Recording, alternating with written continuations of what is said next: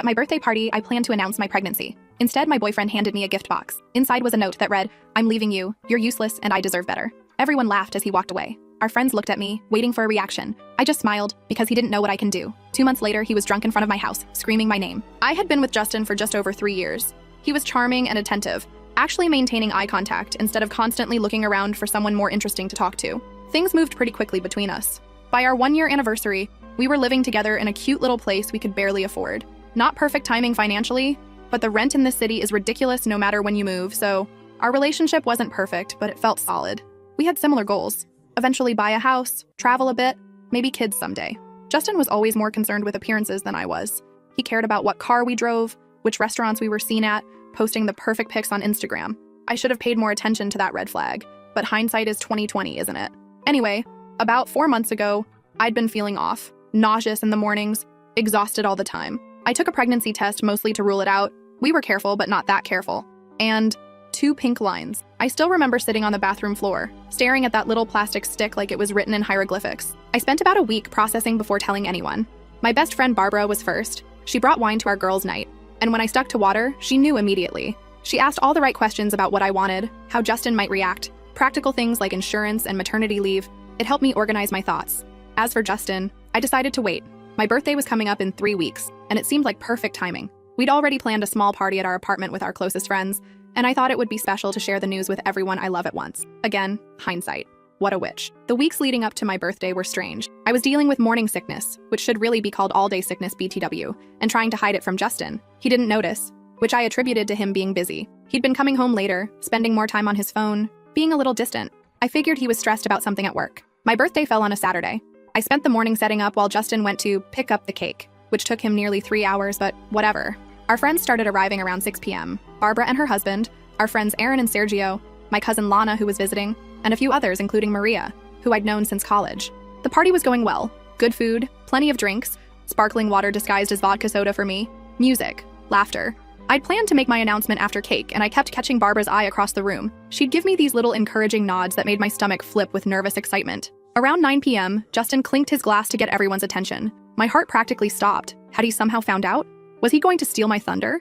He made this whole speech about how special I was, how lucky he felt to have me in his life, all while looking me directly in the eyes.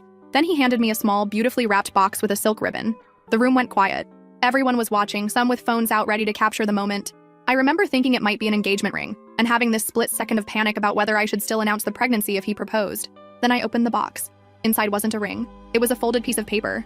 I opened it, confused, and read the words that are basically burned into my brain now. "I'm leaving you. You're useless, and I deserve better. Your stuff will be packed by Monday." I looked up at him, sure this was some kind of horrible joke, but his expression had completely changed. Cold, distant, almost amused. Then he said loud enough for everyone to hear that we were done, that it had been fun, but he'd outgrown me. And then he laughed, like actually laughed. A few people in the room laughed too, clearly thinking this was some kind of prank we'd planned. But then Justin turned and walked out the front door without another word. The silence that followed was deafening. I stood there, note in hand, pregnancy announcement dying in my throat, while our friends looked between me and the door, waiting for someone to yell, "Just kidding!"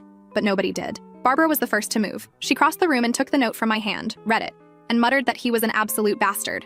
Then everyone started talking at once. Confusion, concern, outrage on my behalf. And me? I just smiled. Not because I wasn't devastated. I was. Not because I wasn't humiliated. I absolutely was. But because in that moment, I realized something crucial. Justin had no idea what was coming. He thought he held all the cards. He thought he'd orchestrated this perfect exit, this public execution of our relationship where he got to be the powerful one. But he didn't know I was pregnant with his child. He didn't know that I'd found his secret credit card statements 2 weeks earlier when I was looking for a stamp in his desk drawer. He didn't know that I'd already seen the texts on his Apple Watch when he was in the shower. He really should have set up 2-factor authentication LOL. And most importantly, he didn't know that I'm not the kind of woman who falls apart when pushed. I'm the kind who gets strategic. So I smiled. I thanked everyone for coming. I assured them I was okay, I wasn't, and that they didn't need to worry about me. They did. I even cut the birthday cake Barbara had brought and passed out slices, as if celebrating the end of something rather than mourning it. Maria left almost immediately, claiming she felt sick. Interesting timing, right? Don't worry, we'll get to her. The others stayed, helping me clean up and offering places to stay, shoulders to cry on, alibis for murder. Kidding, mostly. By midnight, everyone was gone except Barbara, who insisted on sleeping on my couch despite my protests. Once we were alone, I finally broke down. The pregnancy, the betrayal, the humiliation, it all came crashing down at once. Barbara just held me and let me sob, not trying to fix anything with empty reassurances or those annoying, everything happens for a reason platitudes people love to throw around when they don't know what else to say. When I finally calmed down, somewhere around 2 a.m., I told Barbara about the pregnancy. She wasn't even surprised, said she'd suspected from how I'd been acting lately. Then I showed her the credit card statements with hotel charges, expensive restaurants, and jewelry purchases that had mysteriously never made their way to me. I scrolled through the screenshots I'd taken of texts to M with heart emojis and plans to meet when I was working late. We both knew exactly who M was, especially after Maria's hasty exit from the party. We stayed up talking until dawn, weighing options, making plans. Barbara asked about telling Justin about the baby, but I was firm. He'd find out eventually, but on my terms, when I was ready, not a moment before. As for his affair with Maria and the financial lies, I wasn't going to sink to his level with petty revenge, but I would make sure the truth came out. All of it. Barbara looked at me with this mix of concern and admiration as I laid out my thoughts. She commented that I could be scary sometimes when I got that determined look in my eye. I just laughed. A real laugh. The first one since opening that horrible box. That night, as I lay in bed alone for the first time in years, one hand resting on my still flat stomach, I made 2 promises. One to my unborn child, that I would provide a stable, loving home no matter what, and one to myself, that I would emerge from this stronger than before. Justin thought he was writing the end of our story with that cruel note, and if there's one thing I've learned from all those true crime podcasts I listened to while doing laundry, it's that the best revenge requires patience, planning, and a clear head, all 3 of which I had in abundance. Next time I'll tell you what happened in the days and weeks after, including how I confirmed exactly who he left me for. Spoiler alert, it wasn't a surprise. And the first signs that his grand exit strategy wasn't working out quite as planned. First update. Hey Reddit, Lily here with the promised update. First, thank you so much for all the supportive comments on my last post. It's weird how strangers on the internet can sometimes be kinder than people you've known for years, isn't it? So, where did I leave off? Right. The birthday party from hell. Justin had just walked out after publicly humiliating me, leaving me shell-shocked with a pregnancy I hadn't told anyone about, except Barbara. Let me pick up from the aftermath. The next morning, I woke up to the smell of coffee and pancakes. Barbara was still there, bless her, acting like nothing had happened while simultaneously checking on me every 5 minutes. She kept insisting I eat something, obviously concerned about the baby. I managed a few bites before the nausea kicked in. Morning sickness is such a joy. Justin didn't come back that Sunday, which was both a relief and torture. I spent most of the day alternating between numbness, rage, and this weird, detached sense of planning. I made lists. So many lists. Financial stuff I needed to sort out. Doctor appointments to schedule, people to inform. It was like my brain went into survival mode, focusing on practicalities to avoid confronting the emotional hurricane. Barbara helped me pack up some of Justin's things. Not everything. Just enough to make it clear I wasn't planning on him coming back. The whole time, my phone was blowing up with messages from our friends. Most were supportive, confused, wondering if I was okay. A few were from mutual acquaintances who seemed more interested in gossip than my well-being. And noticeably absent from the concerned chorus? Maria? Remember her from the party? The one who suddenly felt sick and left? Yeah. Monday morning arrived, and with it, reality. I called in sick to work, something I never do.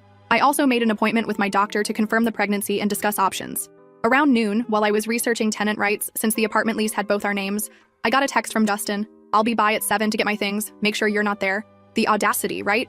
I stared at that message for a solid 5 minutes before responding with a simple, no, just that. No explanation, no alternative suggestion, just a firm boundary. He immediately called, and I immediately declined. Then I called Barbara, who rallied the troops. By 6:30, my apartment was filled with friends. Aaron, Sergio, Lana, who extended her visit, and a couple others. A protective barrier of people who loved me. Justin showed up at 7 on the dot, and his face when he saw the welcoming committee, priceless. He tried to act tough, demanded to know what was going on, but Aaron, who's like 6'4" and built like a brick wall, just handed him one suitcase with some clothes and essentials. Aaron told him firmly that the rest of his stuff would be available when he arranged a proper time and showed some basic human decency. For now, this was all he was getting. Justin tried to catch my eye where I sat on the couch, deliberately calm. He started saying something about how this was ridiculous, and to just let him get his things. I finally spoke directly to him, telling him he should consider himself lucky I hadn't changed the locks yet, and we could discuss the rest of his belongings once I'd had time to process his lovely birthday surprise. He started to argue, but something in my expression must have warned him off. He took the suitcase and left, but not before muttering something about me always needing an audience. Rich coming from the man who dumped me in front of all our friends, don't you think? After he left, I cried again. Not for him, but for the future I thought we'd have. For the plans that now needed rewriting. For the child who deserved better than a father who could be so cruel. The next morning, I called a locksmith and had the locks changed. Now, about Maria. I had my suspicions from the moment she bolted from the party, but I needed confirmation. It came from an unexpected source. Sergio texted me Tuesday evening to let me know that Justin and Maria had been seeing each other. He and Aaron had spotted them together 2 months ago, but couldn't be sure it wasn't innocent. He apologized for not telling me sooner. It was like being punched in the stomach and simultaneously feeling vindicated. I'd known Justin was cheating. I just hadn't known with whom. Finding out it was Maria, someone who had been in my home, eaten my food, accepted my friendship. That was a special kind of betrayal. Instead of confronting either of them, I decided to wait, watch, gather information. Maybe I've been listening to too many true crime podcasts, but patience really is key in these situations. Over the next week, I focused on practical matters. I officially confirmed my pregnancy, 10 weeks along. I spoke with a lawyer about the apartment lease and division of assets. Thankfully, we weren't married, so no divorce drama. I froze our joint credit card and opened a new bank account in just my name. Basic protection stuff. What I didn't do was tell anyone except Barbara about the pregnancy. Not yet. It wasn't denial, it was strategy. I needed to get my ducks in a row first. 2 weeks after the birthday disaster, Justin texted again, asking to talk things through and collect more of his belongings. I agreed to meet him at a coffee shop near our apartment. Public place, daytime, on my terms.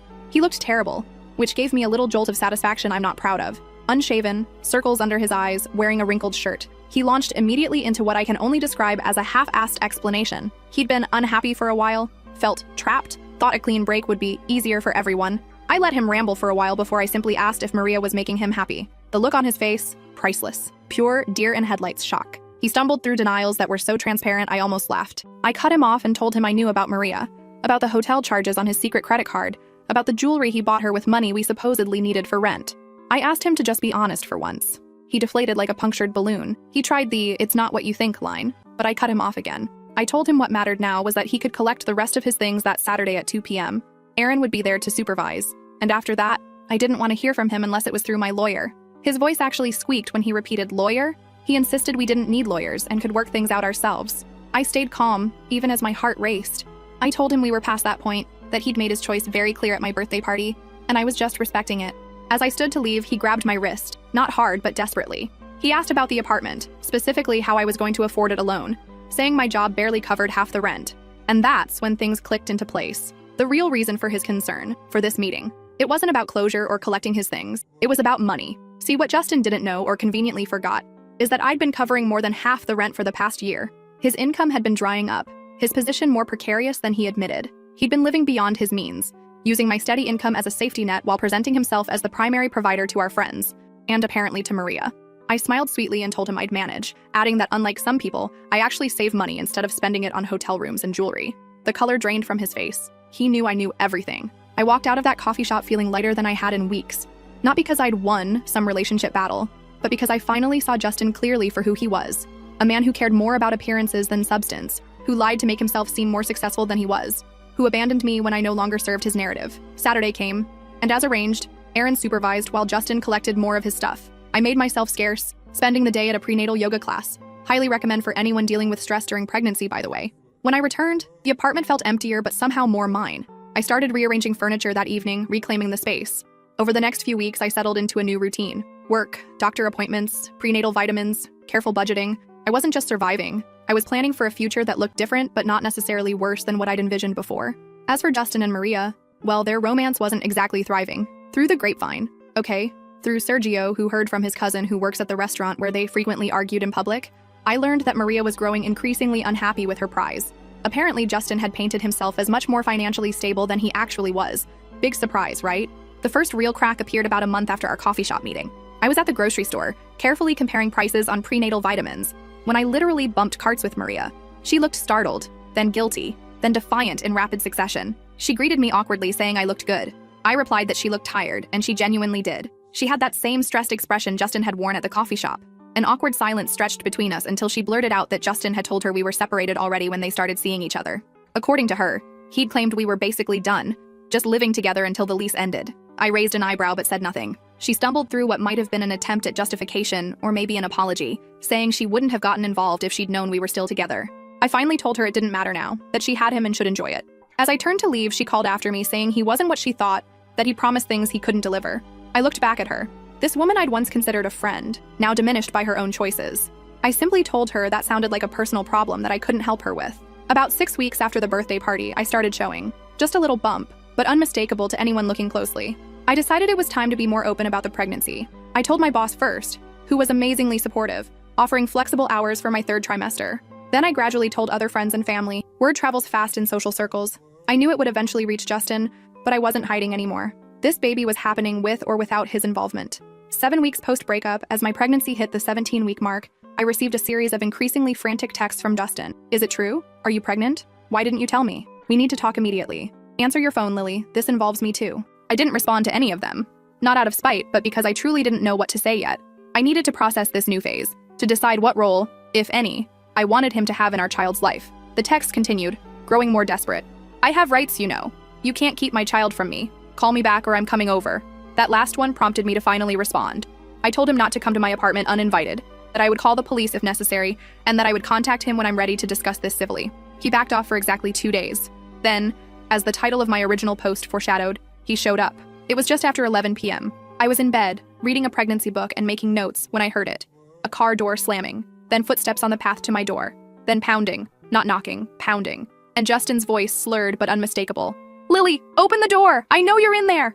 We need to talk about our baby! For a moment, I just sat there, heart racing, unsure what to do. Call the police? Call Aaron? Hide and hope he goes away? Then I heard something that made the decision for me, crying. Justin was outside my door, drunk and crying, alternating between demands and pleas. He was saying he made a mistake, asking me to let him in, insisting that it was his baby too.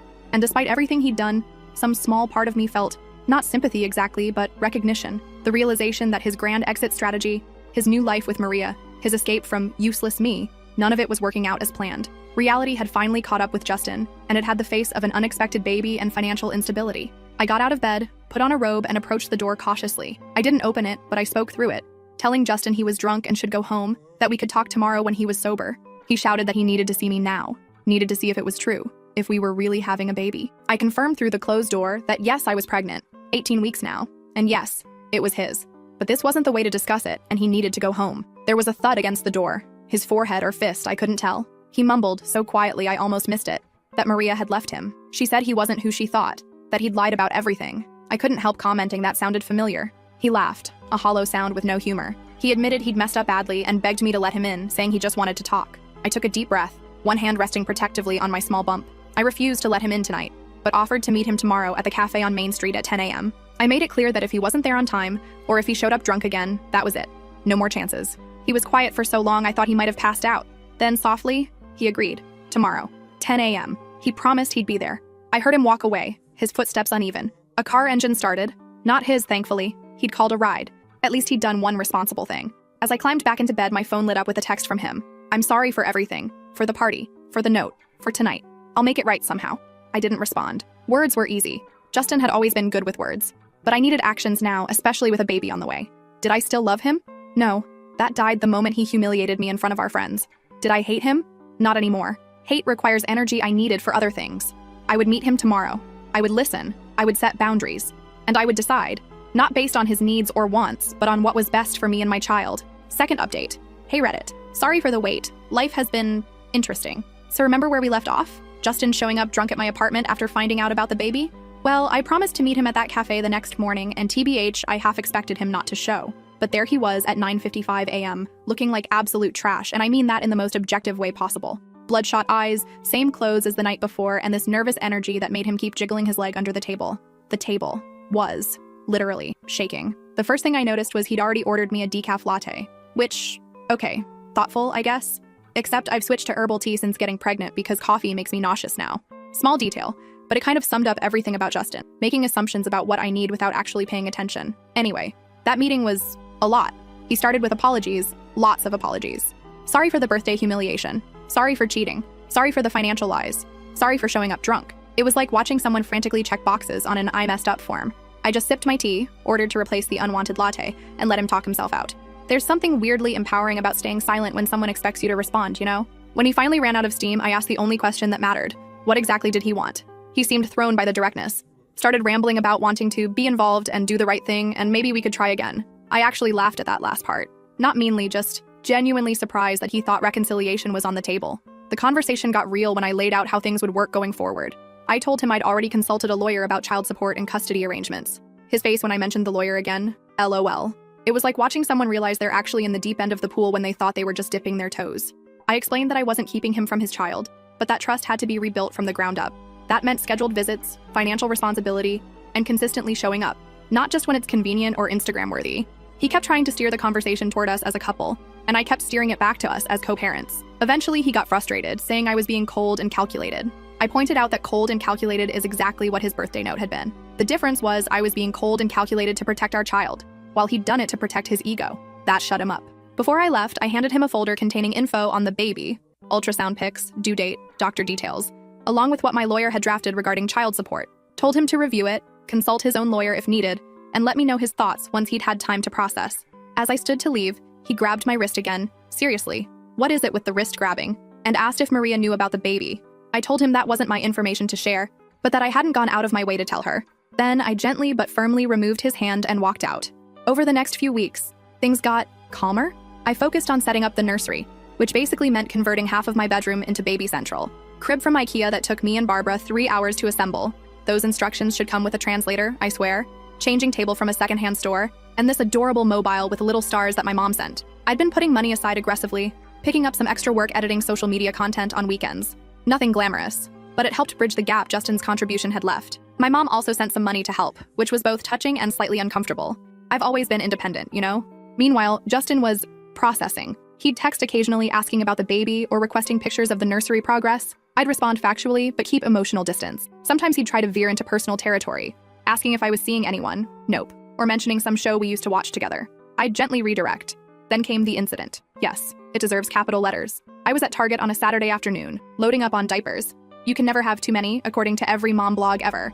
When I literally bumped carts with Maria. Again, what are the odds? This time was different though. She wasn't awkward or defensive. She actually seemed relieved to see me. She immediately asked how I was feeling, how the pregnancy was going, all while looking genuinely interested. Then she said something that caught me completely off guard. She apologized. Not a rushed, uncomfortable sorry, not sorry, but a real, thoughtful apology acknowledging the pain she'd caused. She explained that Justin had sold her the same story he'd apparently fed multiple women, that we were basically over, just going through the motions, that I was holding him back from his true potential. She found out he'd been seeing another woman while dating her.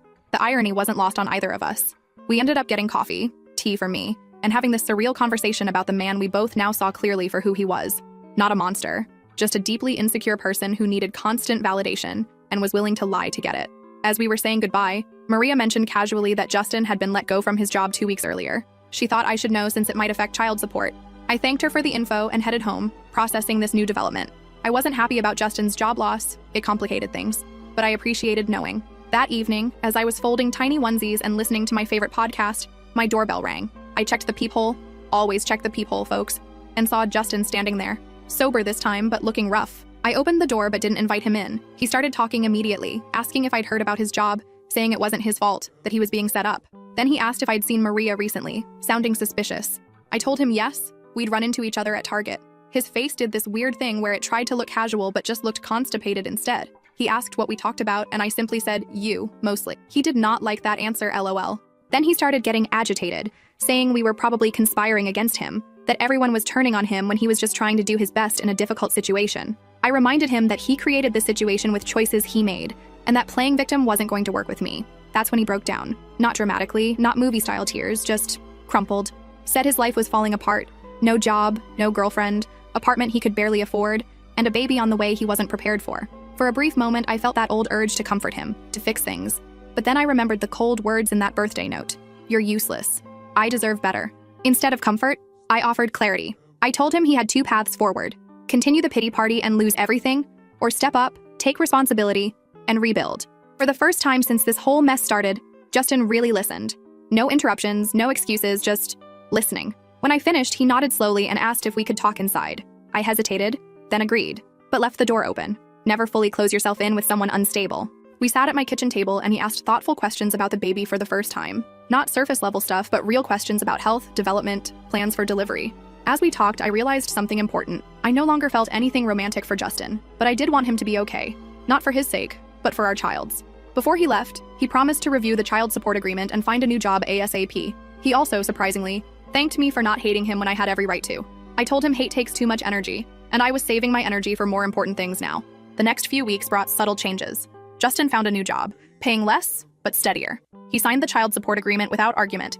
He even enrolled in a parenting class at the community center. As my due date approaches, things feel not perfect, but functional. Justin and I have established a cautious co-parenting relationship built on clear boundaries and expectations. He comes to doctor appointments when invited. He helped assemble the crib when I finally admitted defeat with those ridiculous IKEA instructions. Last week, at 7 months pregnant, I received a package from him. Inside was a journal, not expensive, just simple and practical, with a note that said, "For your thoughts, plans, and all the true crime podcast notes you want to write, you were never useless." I was just too self-absorbed to see your value. I didn't respond. Some things don't need acknowledgement. But I did start using the journal, mostly to document this journey so I can someday tell our child the complicated, messy, very human story of how they came to be. Next time, I'll update you on the birth, coming soon, and how Justin handled the reality of actually becoming a father. Because if there's one thing I've learned through all this, it's that people can surprise you. Sometimes with their cruelty, sometimes with their growth, but always with their humanity. Last update. Hey Reddit fam.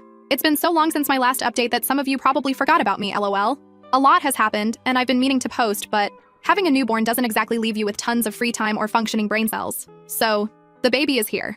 Little Zoe arrived 6 weeks ago weighing 7 pounds, 4 ounces, with a full head of dark hair and her father's chin. The only feature of his, I'm not mad about her inheriting TBH. Labor was, well, let's just say all those YouTube birth vlogs I binged did not prepare me for the reality. 32 hours, people. 32 hours. The funny thing is, during those endless hours of contractions, I kept thinking about how much I'd changed since that birthday party from hell. 8 months ago, I was a woman standing in shock with a breakup note in my hand. Now I was bringing a whole human into the world. Life comes at you fast, doesn't it? Justin was actually at the hospital for the birth, which surprised pretty much everyone, including me. He showed up with this massive teddy bear that literally wouldn't fit through the door of my hospital room. Seriously, where did he think we were going to put that thing in my one-bedroom apartment? But he stayed. Through the waiting, through my not-so-ladylike screaming, through it all. Barbara was my rock, though. When things got intense and I was convinced I couldn't do it anymore, she was right there reminding me that I was already doing it. Justin mostly hovered awkwardly in the corner, scrolling through his phone and occasionally asking if I needed anything, which, I mean, at least he was trying. When Zoe finally arrived and they placed her on my chest, I had this moment of pure clarity. Everything we go through, all the heartbreak, betrayal, uncertainty, it all led to her. And I wouldn't change a single step of the journey. Justin cried when he held her. Not movie star tears, but this awkward, trying not to but can't help it kind of crying that made his nose run and his face blotchy. It was the most genuine emotion I'd seen from him in our entire relationship. The first few weeks at home were a blur of diaper changes, feeding struggles, and sleep deprivation unlike anything I've ever experienced. My mom came to stay for 2 weeks, which was both a blessing and a challenge. She kept reorganizing my kitchen cabinets because apparently my system makes no sense. But seriously, who puts colanders with the pots instead of with the strainers? That's just chaotic. Justin has been surprisingly present. Not in a live-in father way, but he comes by 3 times a week for scheduled visits. Sometimes he brings useful things like diapers or takeout. Other times he brings ridiculous baby clothes that are completely impractical but admittedly cute. Last week, it was a tiny leather jacket for a 6-week-old. I didn't have the heart to tell him she'll outgrow it before the weather's even cool enough to wear it. Our co-parenting relationship is still evolving. We have moments of tension, especially when he shows up late or cancels last minute because of work stuff. But we also have moments where it feels almost normal, like when he noticed I was struggling with a clogged milk duct and actually researched remedies, then showed up with cabbage leaves and a heating pad. If you know, you know. Financially, things have settled into a workable routine. Justin pays his child support on time, so far, and I've been able to work from home part-time doing social media management, not getting rich, but paying the bills. My landlord actually let me renew the lease in just my name without any drama, which felt like a small victory. The apartment feels completely different now. Justin's stuff is gone, replaced by baby gear that somehow takes up twice the space. I repainted the living room this soft sage green that makes me happy every time I see it. It's amazing how much your surroundings affect your mood, you know. Maria and I still run into each other occasionally. Our city isn't that big. It's less awkward now. More like running into a distant acquaintance than someone who blew up your life. Last time she was with some bearded guy who kept calling her babe every 3 seconds. She seemed happy, if a little forced about it. I genuinely hope she is. As for Justin, he's still struggling in some ways. His new job isn't going great, according to Barbara, who heard from Aaron, who plays basketball with Justin's coworker. Gotta love small city gossip networks. He moved into this depressing studio apartment that he's constantly complaining about. Sometimes when he comes to see Zoe, I catch him looking around my place with this expression that's hard to read. Nostalgia mixed with regret, maybe? The weirdest development has been Justin's apparent personal growth journey. He mentioned he's been seeing a therapist, which, wow. This is the guy who once told me therapy was just paying someone to listen to you whine. He's been reading parenting books and even joined some dad group on Facebook. Sometimes I wonder if aliens abducted the real Justin and left this pod person in his place. Anyway, my own life has taken some unexpected turns too. Remember how I mentioned working part-time from home? That actually came through a connection from Sergio, who recommended me to his sister's company. The work is interesting, the people are nice, and most importantly, I can do it while Zoe naps. When she actually decides napping is on her agenda, that is. And then there's Eli. Yes, there's an Eli now. He's the delivery guy who kept bringing my grocery orders during those first chaotic weeks postpartum. At first, I barely registered him beyond thank you, and please put the bags by the door because, hello, new mom zombie mode. But he started adding little notes to my deliveries, recommending items other parents had found helpful, or sometimes just a dad joke that would make me snort laugh. One day when I was particularly frazzled, hadn't showered in 3 days, pretty sure there was spit up in my hair, he dropped off my order and asked if I wanted him to help carry the cases of water to my kitchen. I hesitated. Strange man in my apartment and all that, but something about him felt safe. As he helped put away the groceries, we started talking. Turns out he's finishing his degree in environmental science, delivering groceries to pay the bills. He has a younger sister with 2 kids that he helps with regularly, which explains why he didn't run screaming from my disaster zone of an apartment. We exchanged numbers in case there were any issues with future deliveries. We both knew that was BS, but it was a comfortable fiction. We've been texting, and he's come by for coffee a few times. It's nothing serious. I'm in no rush to dive into another relationship, but it's nice to talk to an adult who doesn't want to discuss diaper brands or sleep training methods. Last week when Justin came for his visit, Eli was just leaving. The look on Justin's face was complicated. Later, he casually asked who that guy was. I kept it vague, partly because there's not much to tell yet, and partly because it's not really his business. He made a few comments about moving on fast before seeming to catch himself and backing off. Barbara thinks I should go for it with Eli, but I'm taking it day by day. After everything that's happened, I've learned that rushing into things never ends well. Besides, Zoe is my priority right now. Dating as a single mom is a whole different ballgame, and I'm still learning the rules. Speaking of Barbara, she's been my constant through all of this. When I'm overwhelmed and convinced I'm failing at motherhood, she brings over iced coffee, my first love, finally back in my life now that breastfeeding is going better, and reminds me that all new parents feel this way. She takes Zoe for a few hours sometimes so I can shower, nap, or just stare at a wall in blessed silence. Yesterday was actually my birthday, 1 year since the box that changed everything. Instead of dwelling on that memory, I had a small gathering at my place. Barbara and her husband, Aaron and Sergio, my cousin Lana, and a few other close friends. Justin stopped by briefly to drop off a gift, a surprisingly thoughtful bracelet with Zoe's birthstone, but didn't stay. As I looked around at my little apartment filled with people who truly care about me, at my daughter sleeping peacefully in her bassinet, at the life I've built from the ashes of what I thought I wanted, I felt something I hadn't expected: gratitude. I don't know what the future holds. Maybe Eli will become something meaningful, or maybe he'll just be a brief, kind chapter in this story. Maybe Justin will continue growing into a decent co-parent, or maybe he'll revert to old patterns. Maybe I'll stay in this apartment forever, or maybe I'll eventually find a house with a yard for Zoe to play in. What I do know is that I'm not the same woman who stood holding that note on her birthday last year. That woman was shattered but determined. This woman is rebuilt, stronger at the broken places. So I guess if there's any moral to this long, messy story, it's that sometimes the worst thing that happens to you can lead to the best version of yourself. Not immediately, not easily, but eventually. P.S. If you're wondering what happened to that giant teddy bear Justin brought to the hospital, it's currently serving as a barricade to keep Zoe from rolling off my bed when I need to put her down for 2 seconds to pee. So, I guess it found its purpose after all. For those asking what happened to the infamous breakup note, I kept it. It's in a memory box in Zoe's closet, along with her hospital bracelet, first lock of hair, and the positive pregnancy test. Someday, when she's old enough, we'll tell her the whole story. Not to burden her, but because it's part of her history too.